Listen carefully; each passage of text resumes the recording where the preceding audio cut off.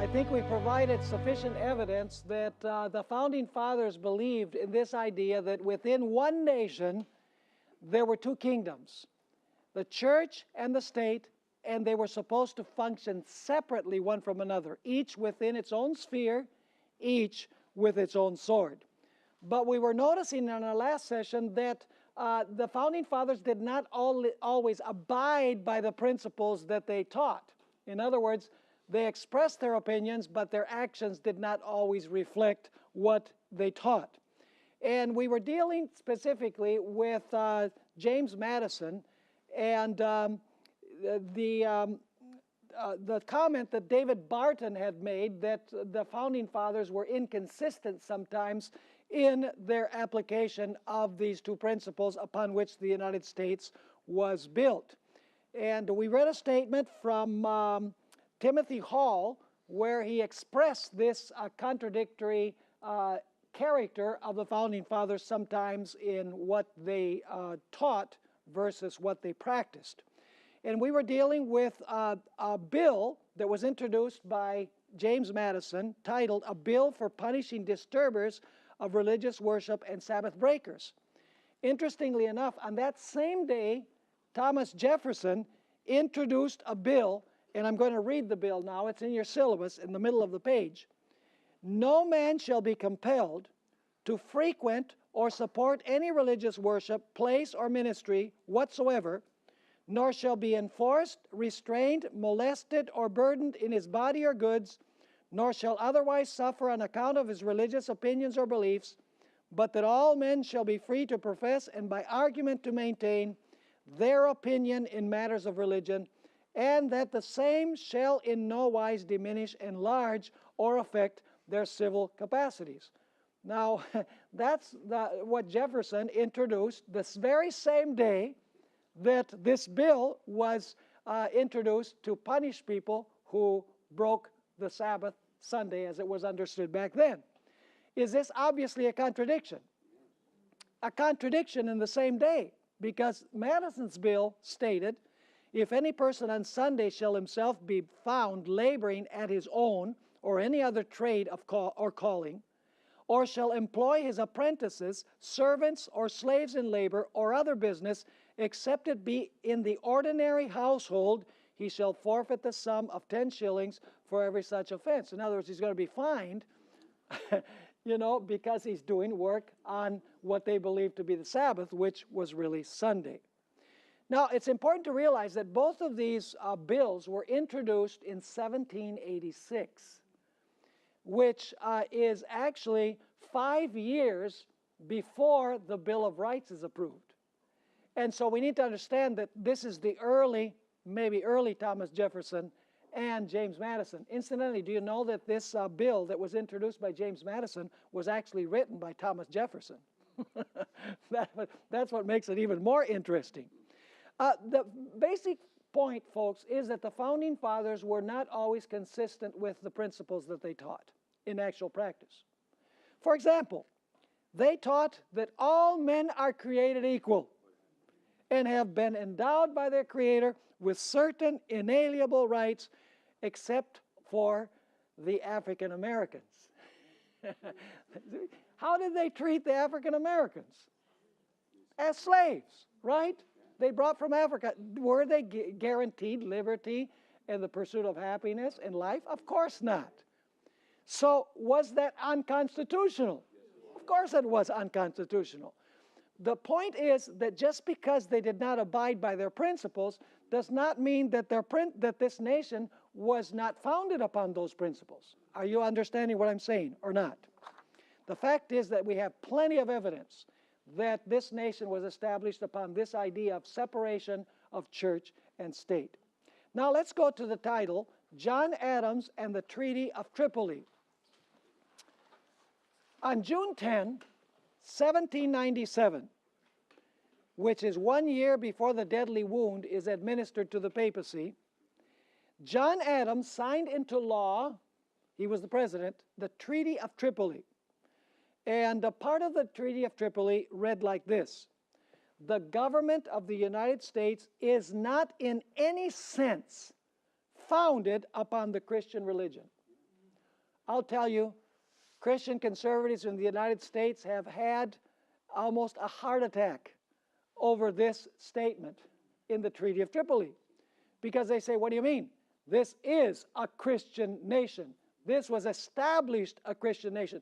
Folks, if this was established a Christian nation, that would be unconstitutional. Because it's established in the Christian religion. Are you with me? Now let's pursue this. Notably, President Adams sent this treaty to the Senate in May of 1797, and it was read aloud before the Senate. Written copies were given to all of the senators. The vote in favor of this treaty was unanimous. It was published in the newspapers in Philadelphia and New York. There was not a whimper of protest because it said the government of the United States is not in any sense founded upon the Christian religion. If the founders had founded the U.S. upon the Christian religion, they would have been going against their own principles, which the First Amendment says that the civil government cannot establish religion. Are you understanding what I'm saying? So it would have been unconstitutional, in other words, for them to do this. So was the United States founded upon the Christian religion? No, it was actually a nation that was founded by Christians. The United States is not a Christian nation, it's a nation composed in its majority by Christians. Now, you can read this rather long statement. I'm not going to dedicate the time to this long statement by John Adams. I hope that you'll read it. It's a powerful statement about the separation of church and state and how important it is for the state not to apply penal laws to religious matters. So I hope that you'll read this statement in your syllabus. Let's go to the section that speaks about the First Amendment. The First Amendment. You know, it's become fashionable among Christian activists to say that the separation of church and state is not in the Constitution because the Constitution does not say separation of church and state. But the fact is, folks, that the concept of the separation of church and state is found in the Constitution of the United States, even though the exact expression is not found. As we noticed, Thomas Jefferson spoke about the wall of separation between church and state, and he was one of the framers of the Constitution of the United States. Now, the First Amendment, let's take a look at how it reads. This is found in the middle of the page where you have the subtitle, The First Amendment. Congress shall make no law. Now, what part of no law don't you understand? It's absolutely clear, isn't it? Congress shall make no law respecting an establishment of religion. Notice it doesn't say that Congress can't make a law that establishes a church above other churches, or a religion or one religion above another religion. The word religion has no definite or indefinite article. Congress can make no law establishing any religious observance, in other words. So the first clause says, Congress shall make no law respecting an establishment of religion, and now comes the second clause of the First Amendment, or prohibiting the free exercise thereof. So Congress can't make a religious law, and it can't make a law that forbids people to practice their religion. And then the third clause of the First Amendment contains civil rights. So does the First Amendment contain the idea of separation of church and state? Absolutely, even though the phrase is not used. The third clause says that Congress can't make any law abridging the freedom of speech or of the press or the right of the people peaceably to assemble and to petition the government for a redress of grievances. Are those all civil rights? Yeah. So the two horns like a lamb are contained in the First Amendment to the Constitution of the United States, in other words. Now, I mentioned this before. Some Christian activists say, well, you know, the First Amendment applies to the federal government, but it doesn't apply to the states. The 14th Amendment blows that out of the water. The 14th Amendment says that it applies to the states as well. Now, the final paragraph says, clearly the First Amendment forbids Congress from drawing up laws that have anything to do with religion, period. In this sense, the Constitution clearly contains the concept of separation of church and state, because the state is forbidden to make laws that establish religion or prohibit the free exercise of religion. Thus, the state can have absolutely nothing to do with religion, except to protect everyone's right to practice it freely according to the dictates of their own conscience. Of course, people are not permitted to disobey legitimate civil laws in the name of religion, such as flying airplanes into the World Trade Center. Someone has expressed it this way: your freedom ends where my nose begins. I think that's a good way of expressing it. So what was the vision of the Founding Fathers? The Founding Fathers envisioned not a Christian nation, but rather a nation of Christians.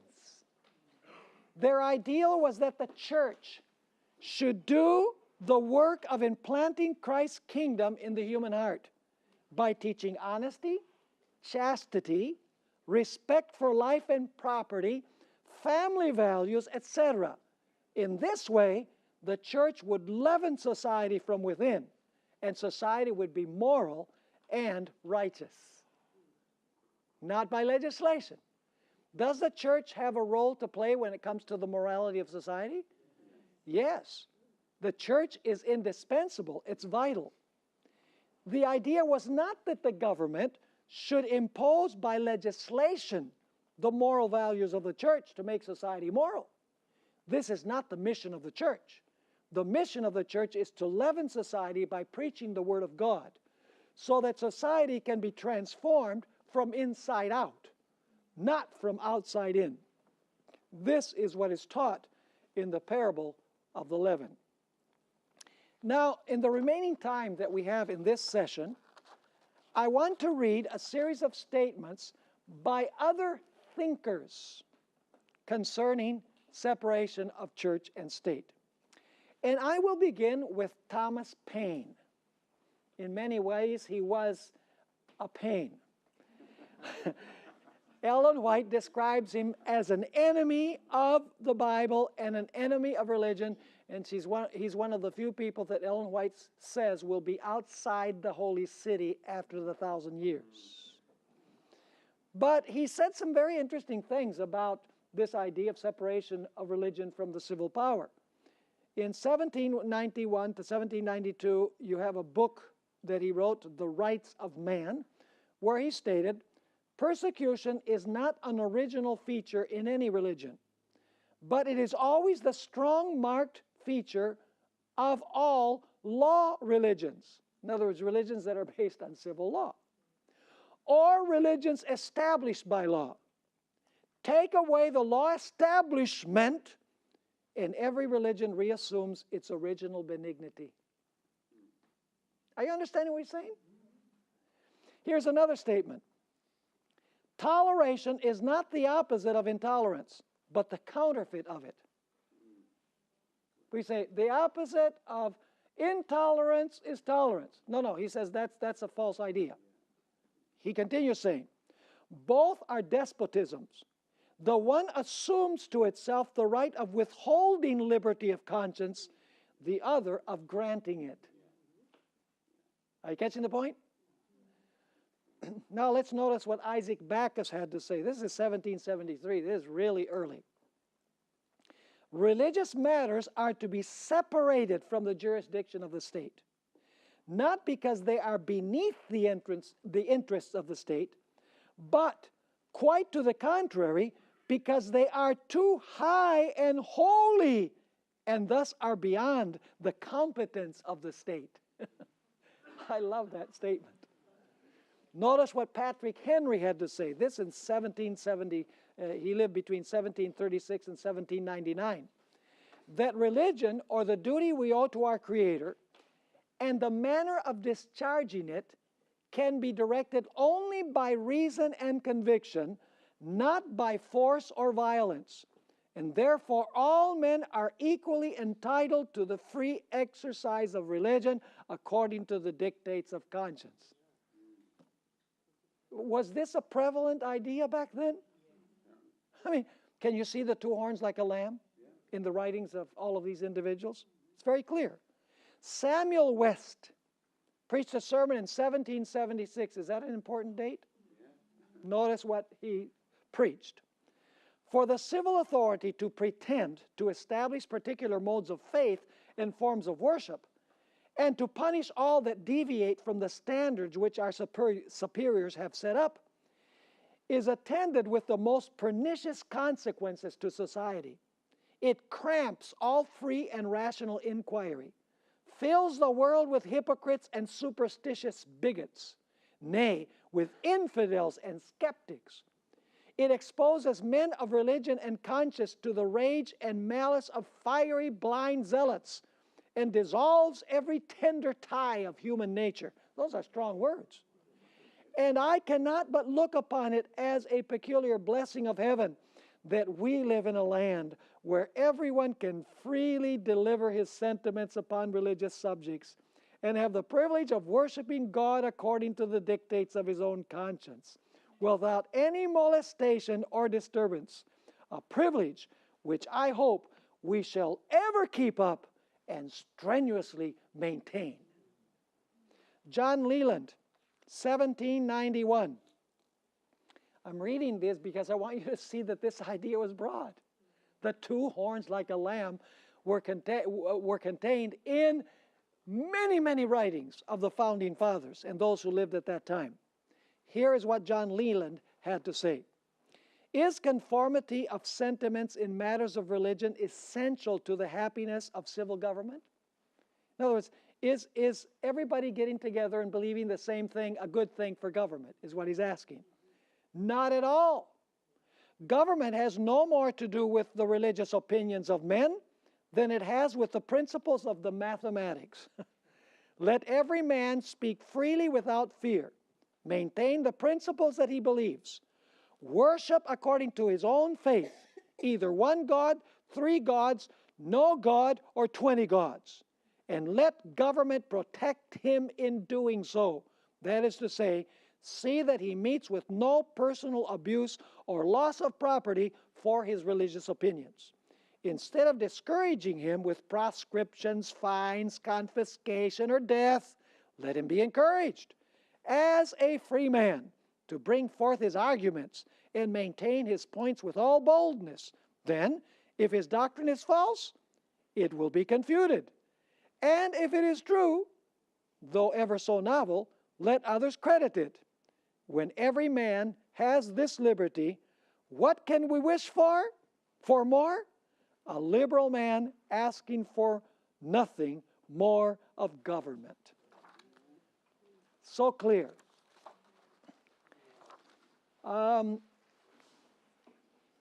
He also stated on the next page, the liberty I contend for is more than toleration. See, the founding fathers were against toleration. You know, I'll tolerate your religion. No. When you tolerate the religion, you're granting something. They have a right of religion without you granting anything. It's an inalienable right, in other words. So he says, the liberty I contend for is more than toleration. The very idea of toleration is despicable. It supposes that some have a preeminence above the rest to grant indulgence, whereas all should be equally free, Jews, Turks, pagans, and Christians. Test oaths and established creeds should be avoided as the worst evils. Now there's a series of other thinkers here as well. Henry Clay, 1818. All religions united with government are more or less inimical to liberty. All separated from governments are compatible with liberty. What did Abraham Lincoln have to say? When the know-nothings get control, it, that is the Declaration of Independence, will read, all men are created equal except Negroes, foreigners, and Catholics. When it comes to this, I should prefer immigrating to some country where they make no pretense of loving liberty, to Russia, for instance, where despotism can be taken pure and without the base alloy of hypocrisy. Quite a statement. Millard Fillmore, 1856. By the way, if you're wondering who these are, there's a little explanation of who these individuals are at the bottom of each statement. 1856, he said, "I am tolerant of all creeds, yet if any sect suffered itself to be used for political objects, I would meet it by political opposition." Would that be right to do? That would be upholding the First Amendment, right? In my view, church and state should be separate, not only in form, but in fact. Religion and politics should not be mingled. Ever heard of Ulysses S. Grant? 1875. Encourage free schools and resolve that not $1 of money shall be appropriated to the support of any sectarian school. Wow, no vouchers is what he's saying. Because some Christians say, well, you know, you're restricting religious liberty when you say that the government should not give money for parents to send their schools, their kids to religious schools. What happens when the state gives money for parents to send their kids to religious schools? That is supporting what? It's supporting religion. Oh, so you're saying you're anti-religious. What about religious displays on public property? You know, what about in God we trust? One nation under God. You know, people say you got to have that in there. If not, you're an atheist. You're anti-Christian. No. See, government is to be secular. And the church is to be religious. Those are the principles. So he continues saying, resolve that neither the state nor nation, or both combined, shall support institutions of learning other than those sufficient to afford every child growing up in the land the opportunity of a good common school education unmixed with sectarian, pagan, or atheistical tenets. Leave the matter of religion to the family altar, the church and the private schools supported entirely by private contributions. Keep the church and the state forever separated. Jeremiah Black, 1885. The manifest object of the men who framed the institution of this country was to have a state without religion and a church without politics. That is to say, they meant that one should never be used as an engine for the purposes of the other. For that, they built a wall of complete partition between the two. See, all these thinkers, they know what the founding fathers were talking about. Theodore Roosevelt, ever heard of him? The great environmentalist. Many of our national parks are due to the work of Theodore Roosevelt. He said, if there is one thing for which we stand in this country, it is for complete religious freedom. And it is an emphatic negation of this right to cross-examine a man on his religion before being willing to support him for public office. In other words, asking about his religion before he can run for public office. Alfred E. Smith, 1927. We're going in chronological order. He was governor of New York and Democratic candidate for president in 1928.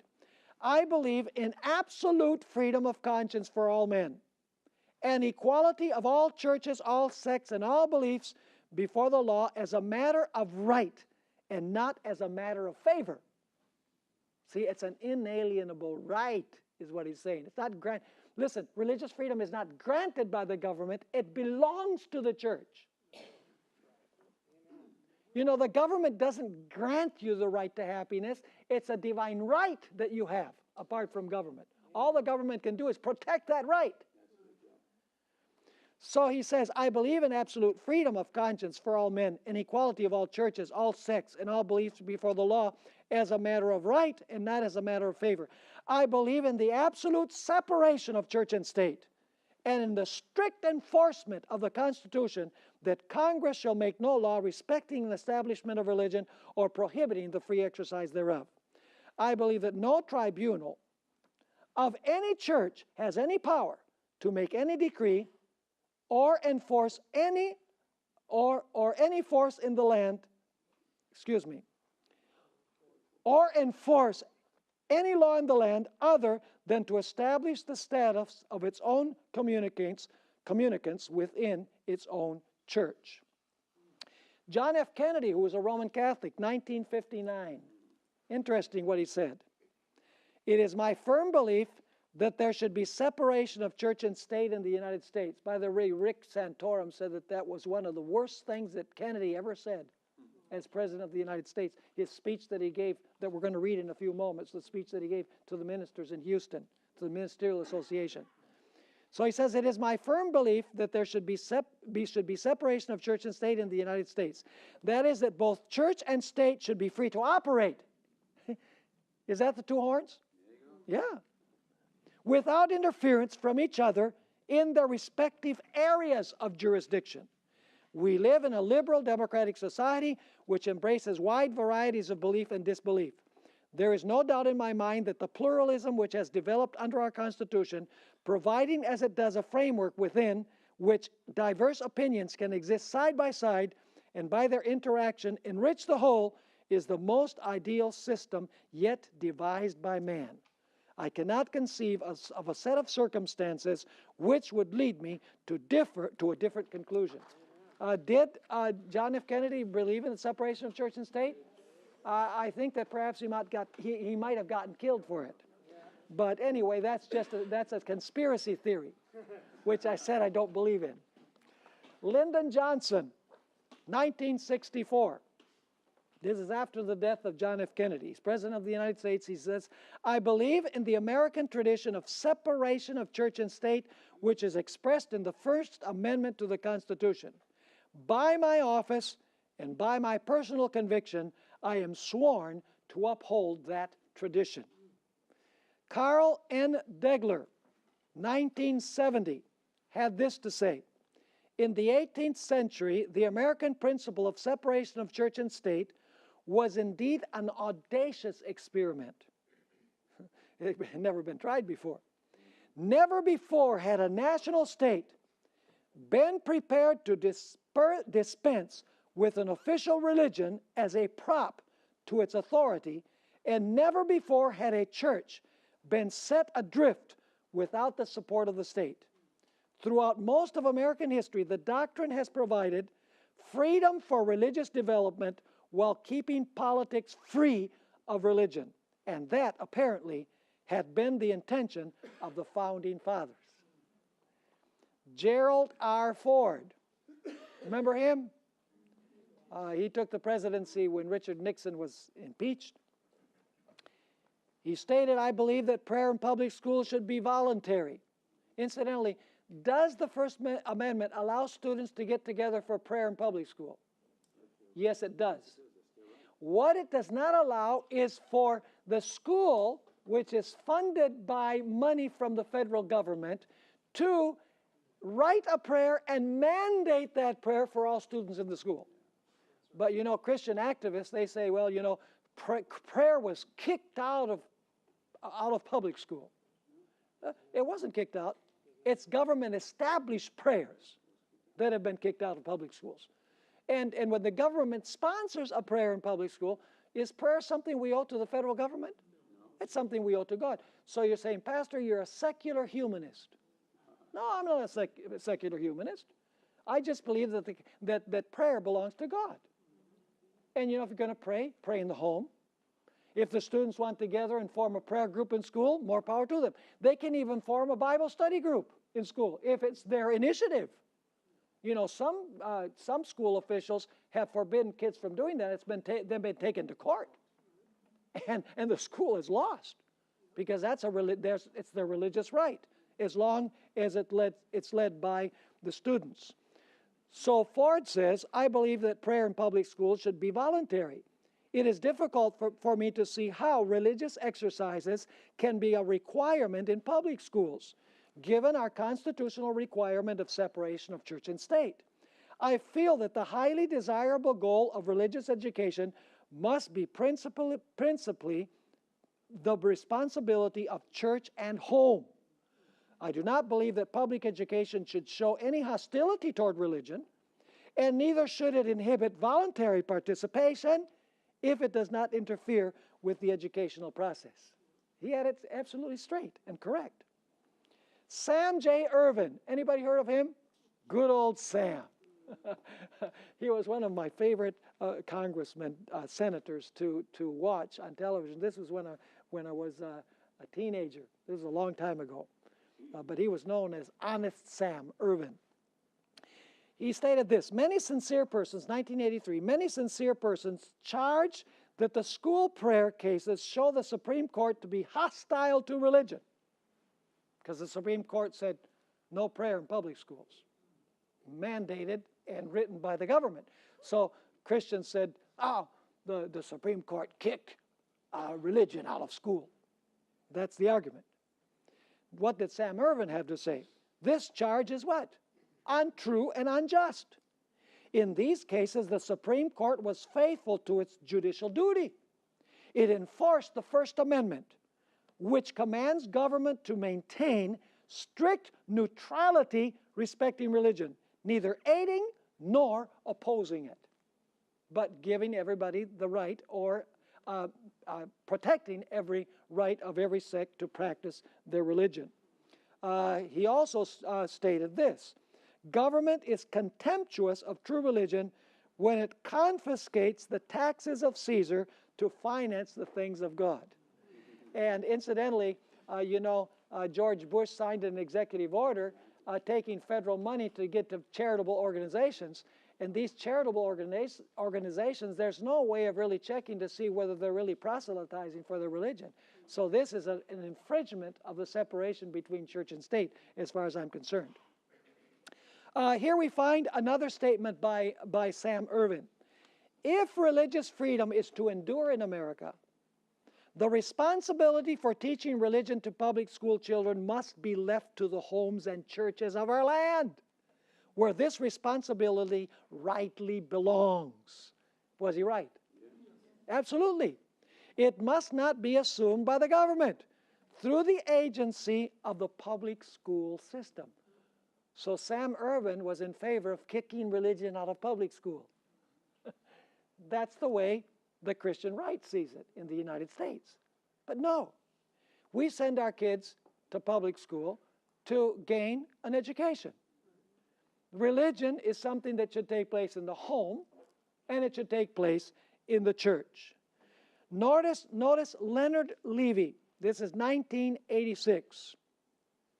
The wall of separation ensures the government's freedom from religion and the individual's freedom of religion.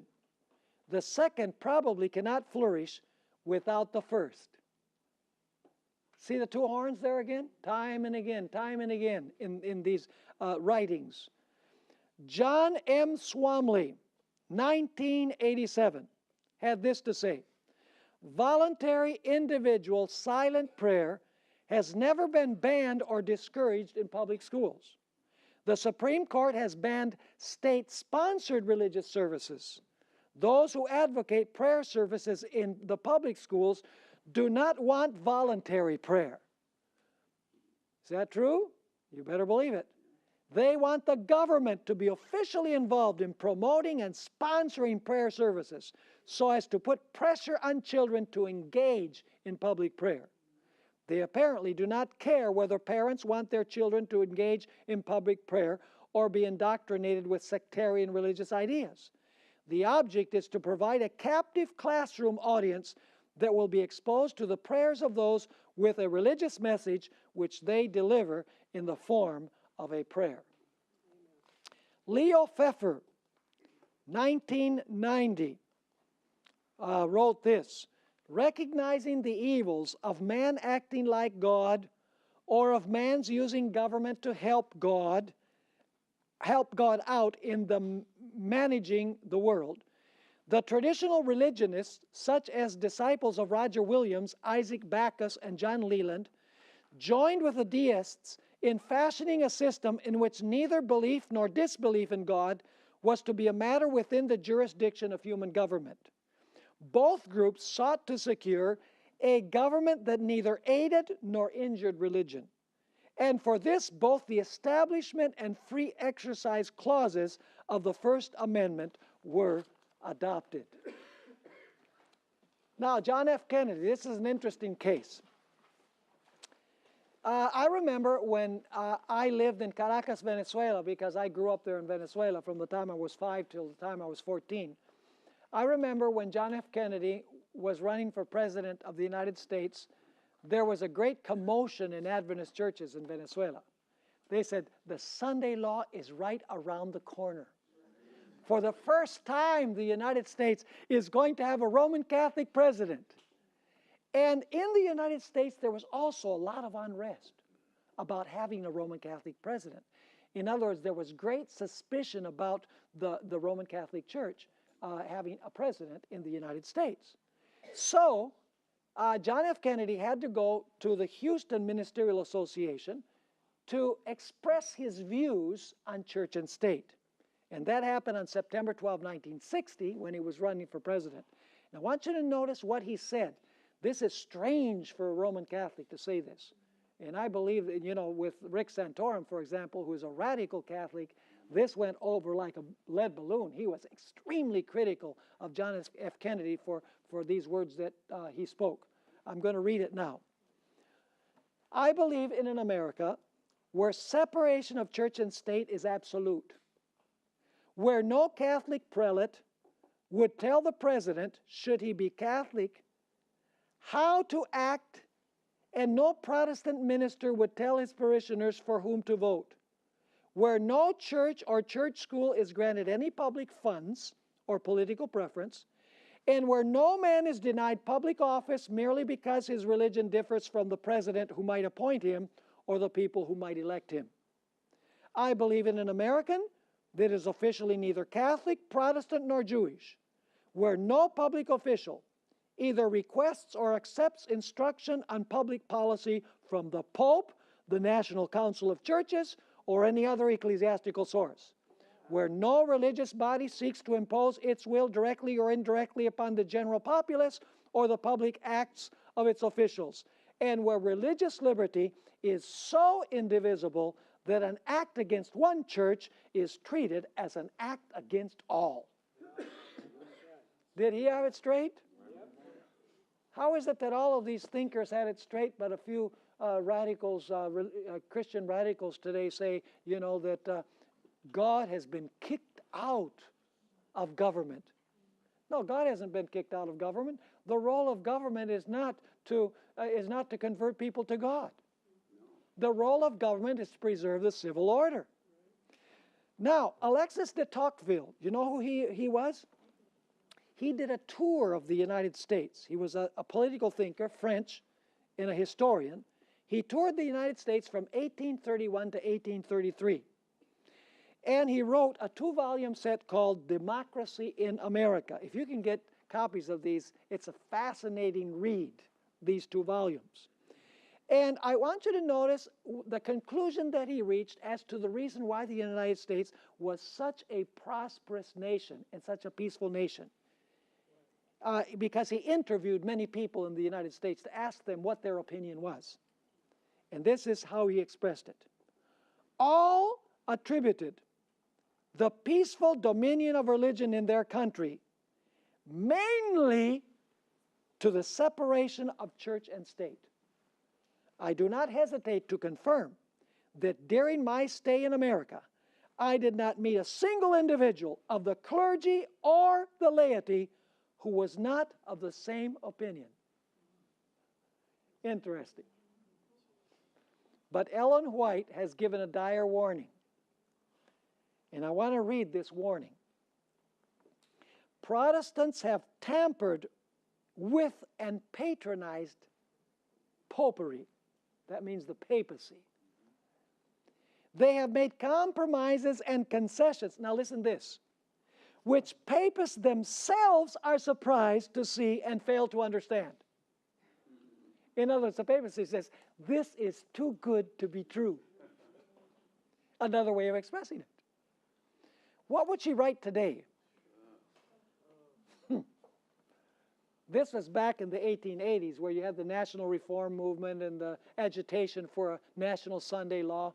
So, you know, in that context, the Protestants were saying, let's have the Catholics join us for a national Sunday law. It doesn't matter if they're Catholics. Well, Ellen White is writing in this context. She says, Protestants have made compromises and concessions which papists themselves are surprised to see and fail to understand. Men are closing their eyes to the real character of Romanism and the dangers to be apprehended from her supremacy. And now notice what she says, because there are those in our midst who say, it's not time to talk about these things yet. You know, it's not time to say anything about the papacy or apostate Protestantism. The time will come when we will do that, but not now. Notice what Ellen White had to say.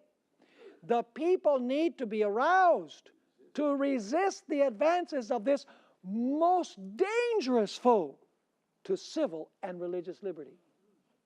We must cry out, because there are people in this system that love the Lord that don't know anything about what we're talking about. You know, most young people these days, all they know is the text that they receive on their cell phone. That's about it.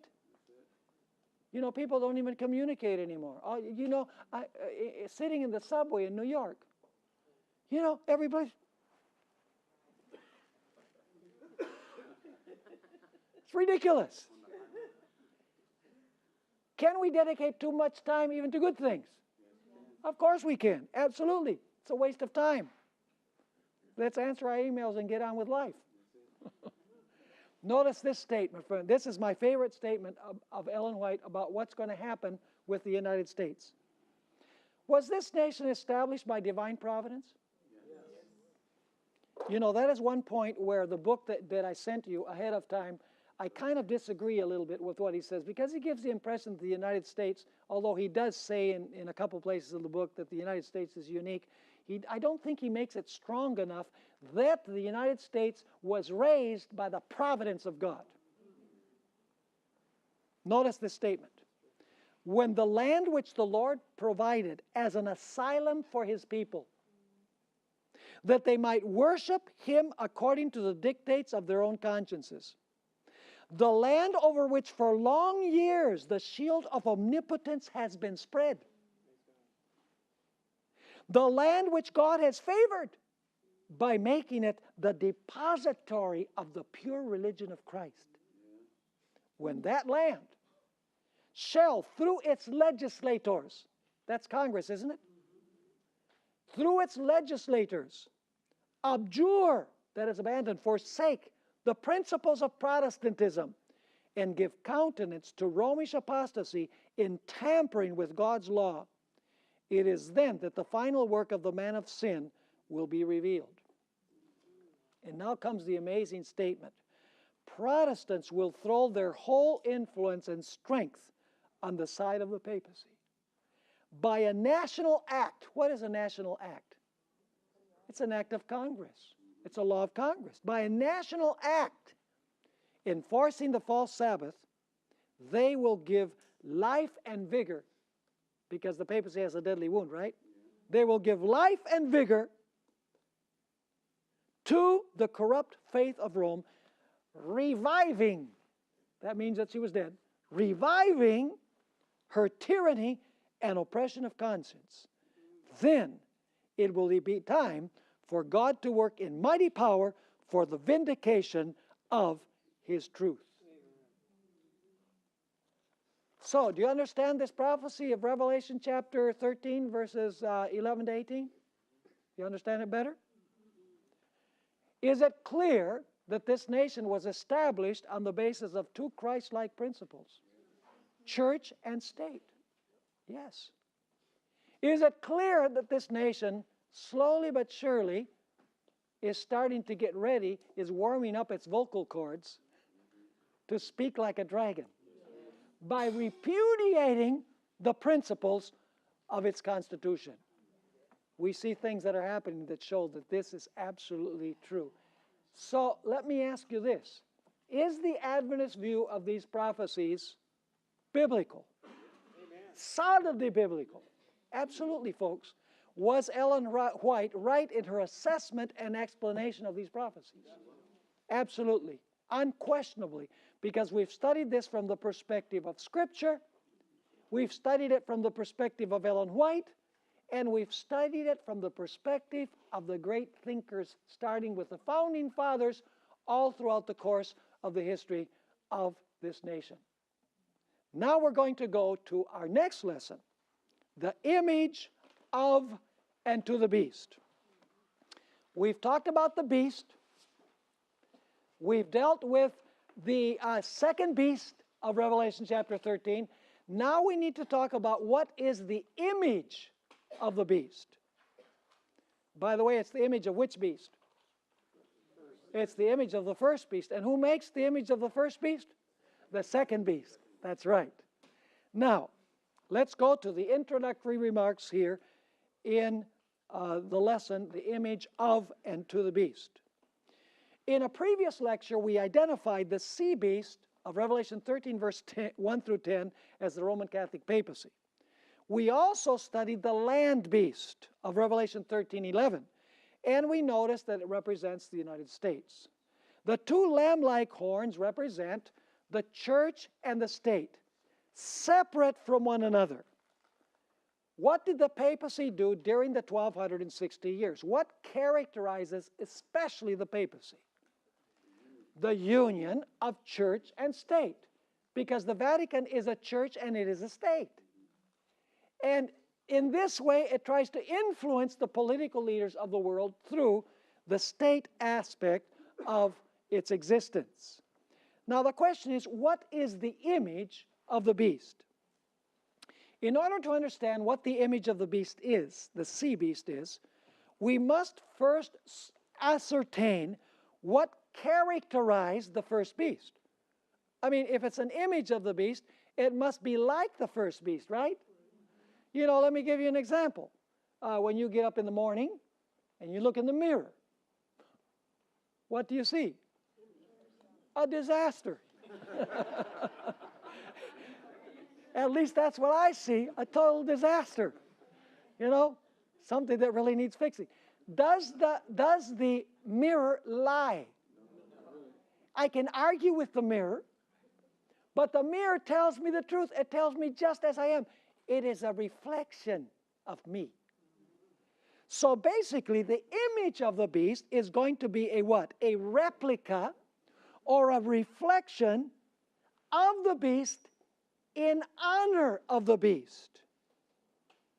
Now, I want you to notice here what Ellen White had to say about this. But what is the image of the beast? And how is it to be formed? The image is made by the two-horned beast and is an image to the beast. It is also called an image of the beast. Remember we studied that when we dealt with the exegetical remarks?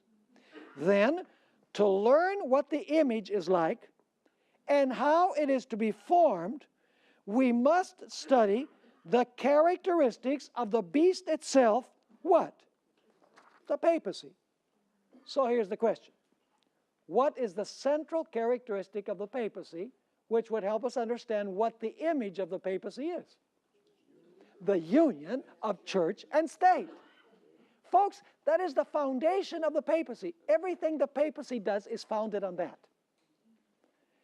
Now let's notice on the next page this statement from Ellen White about how the papacy gained its power. The first thing that has to happen is that the true church has to lose its power, has to lose the Spirit. Can we say that of Protestantism today? Protestantism is so messed up today. There's no power. There's a counterfeit power, but there's no true power in Protestantism today. Why? Notice this statement, Great Controversy, page 443. When the early church became corrupted, how did it become corrupted? By departing from the simplicity of the gospel. See, you see the steps here? It basically, first of all, it departs from the simplicity of the gospel. And then what does it do? accepting heathen rites and customs, that's culture, by the way, infiltrating the church. She lost the spirit and power of God.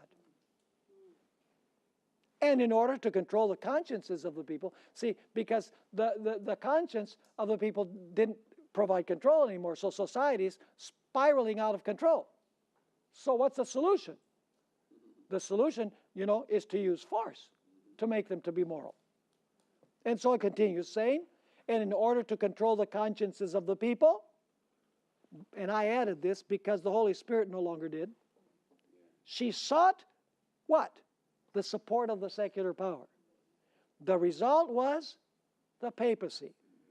A church that controlled what? The power of the state. Do you notice how Ellen White defines the word papacy? The result was what? The papacy. A church that controlled the power of the state. So what is the papacy according to the Spirit of Prophecy? It's a church that controls the state. Then she continues saying, and employed it, that is the power of the state, to further her own ends, especially for the punishment of heresy, in order for the United States to form an image of the beast. The religious power, that is the church, must so control the civil government, which is the secular sword, that the authority of state will also be employed by the church to accomplish her own ends. Is that simple? So what is the image of the beast that is built by the beast that comes forth from the earth? The image is the union of what? Of church and state in the United States of America. Now, as we have seen, the papacy during the 1260 years united the church with the state and used the punitive sword of the state to punish those who dissented from her beliefs and practices. Apostate Protestantism in the United States, the land beast, will make a replica of this. Especially the spiritual leaders will work upon the secular power to safeguard their institutions and punish those who dissent. In this way, they will make an image of the mother from whom they were born. Like mother, like daughter, in other words. By making the image of the first beast, the United States will disown and contradict its own founding principles and make an image or replica of what the papacy did during the 1260 years. As a result, much of the history of the papacy will be repeated once again where? In the United States of America. In other words, the United States will speak like the dragon. And the dragon represents Satan working through whom? Satan working through Rome. Now I'm going to skip the title, the subtitle, The Identity of the Dragon. We've dealt with that. And also the title, the subtitle, The Roman Element, because we've already dealt with that. Let's go to The United States Speaks. We are told that the nation is going to speak like a dragon. Now, the question is, how does a nation speak? Particularly a nation that is a republican style of government. The answer is very simple. It speaks through the laws that are enacted by the congressional leaders that are elected by popular vote. In fact, Ellen White understood this when she wrote in Great Controversy 442, the speaking of the nation is the action of its legislative and judicial authorities. Notice she says legislative and judicial. We'll come to that a little bit later. By such action, it will give the lie. In other words, it will contradict those liberal and peaceful principles which it has put forth as the foundation of its policy. Is this becoming clearer and clearer, what all this is about in the book of Revelation? Now, it's interesting to notice, as I've mentioned before, that this is the only time in Scripture that the kind of horns are defined in the Bible. Other places it says that the beast has horns, but here it specifies what kind of horns. It says 2 horns like a lamb, which means that it must bear some relationship to Jesus Christ, the Lamb, the 2 kingdoms that Jesus recognized. Now you'll notice here that it doesn't say that this beast will have 2 horns like a lamb, and then the 2 horns will be broken, and once the horns are broken, then it's going to start speaking like a dragon. No. It still has what? It still has the 2 horns. But at the same time that it has the 2 horns, it speaks like what? It speaks like a dragon. Let's go to the subtitle. We're not going to deal with the rest of this in Unique Beast. I hope that you don't take this syllabus and put it in your bookcase. I hope that you will read the entire syllabus. There's a lot of material that we can't cover here because we don't have the time to deal with it. Did the United States rise providentially in the providence of God? It did. It rose by a special creative act. In fact, the expression that is used there for sprouting up out of the earth is very similar to Genesis 1:24, where it says that God created the herbs that sprouted from the earth. In other words, this is a special creative act by God. And I want to read this one statement before our break. The greatest and most favored nation upon the earth is the United States. A gracious providence has shielded this country and poured upon her the choicest of heaven's blessings. Here the persecuted and oppressed have found refuge. Here the Christian faith in its purity has been taught. This people have been the recipients of great light and unrivaled mercies. Do you know why God raised this country? God did not raise this country so that it would speak like a dragon. God lifted up this country that established these 2 principles that are based on the idea of 2 kingdoms in one nation, because he wanted to provide a nation that would take the present truth message to the whole world in a time of peace. But that time of peace is coming to an end and will come to an end. And what we have not done in times of relative peace, we will have to do under the most trying circumstances. Visit secretsunsealed.org for annual class dates and topics. Anchor is a seminary-level course of study on the fundamentals of Seventh-day Adventist theology taught by Pastor Stephen Bohr and guest theologians. Seating is limited.